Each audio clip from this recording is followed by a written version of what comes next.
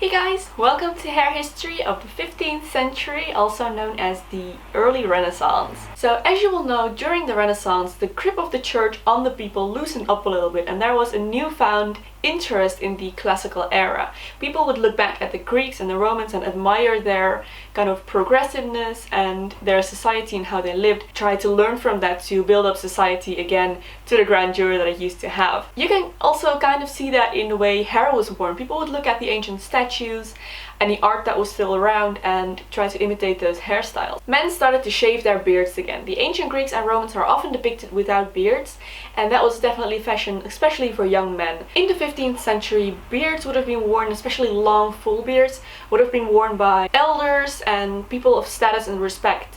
So people with a certain dignity and age. Young men, fashionable, hip young men would not have worn beards at all, they would have been clean shaven. So the men that would wear beards would wear them either rounded, always long and as full as possible, but either rounded or kind of pointed in these fork styles. Nothing too extravagant, no little trimmed beards, nothing like that. Either nothing or big, good old beard. So during the reign of Henry VI in England, a decree passed that stated that no man is allowed to wear a mustache. Every Englishman was required to shave their upper lip lest they be mistaken for an Irishman. So as far as hair goes, there wasn't really one standard fashion that all men would wear, although generally they would have worn their hair not longer than about shoulder length or a little bit over that. Hair was worn usually pretty much straight or just in a natural texture. If you had straight hair, you would have curled it inwards, kind of in like this funny bowl cut. But enough about men, let's move on to women because they were way more interesting. We are starting to move back to the kind of natural loose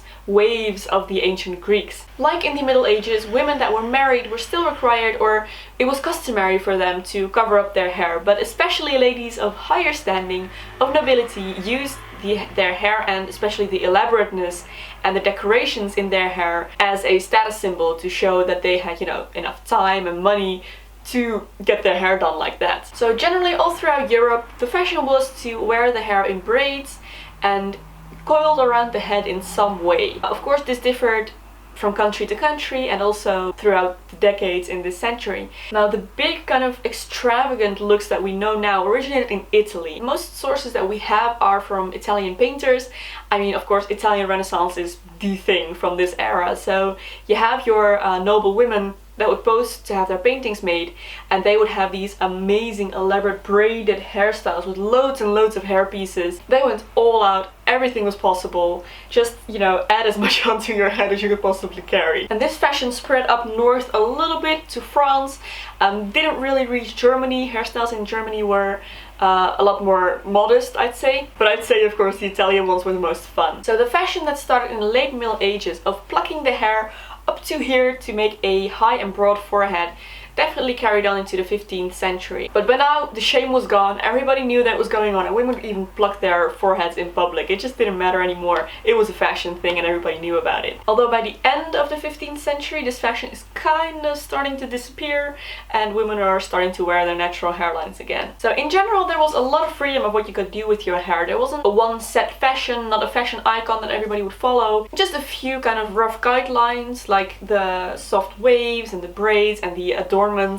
So everybody was free to kind of choose their own hairstyle according to, of course, their social position and their wealth and the time that they had available to do their hair in the morning. So let's jump into the tutorial. The hairstyle that I'm wearing today would be a little bit of a, well, let's say lower nobility woman. It does take a little bit of time to do this, but yeah, this is the hairstyle. So to start this, I'm going to first separate out two pieces of hair from the back of my neck. I'm going to bring them forward and clip them down underneath my chin to keep them out of the way for now. And I'm going to do the same thing with two pieces from my temples, and I'm going to clip those away as well. So next I'm going to take 1/2 of my hair and I'm going to brush that back. And in the back, when it's all smooth, I'm going to separate it into two sections and I'm going to rope braid this. Which means that I'm going to twist both sections forward towards my face, and then I'm going to twist them around each other away from my face. And as I'm doing this, I'm already pulling the braid towards the other side of my head. Yes, a lot of directions here, but it's really not that complicated once you know what you're doing. And I'm doing this so that later when I wrap my braids around my head, they won't be weird and bumpy, but they will lay down the way I want them to. So I'm going to keep twisting these strands of hair around each other until I reach the end of my hair, and there I'm going to tie it down with a little hair elastic. So then I'm going to do the same thing on the other side, and now I'm going to wrap these braids around my head and secure them on top with 2 little butterfly clips that we're going to remove later, but they're just here to support the hair for now. So then you're going to need a long piece of ribbon and one of those needles that you use for your knitting and crochet. So a needle that is blunt on the top, and this is very important because this is going to go on your scalp. So thread your ribbon through the needle, and I'm going to start sewing these braids onto my head using the ribbon. So I'm going to start at the nape of my neck and literally just sew the braid onto my head with the ribbon. And I'm going to do that all around my head.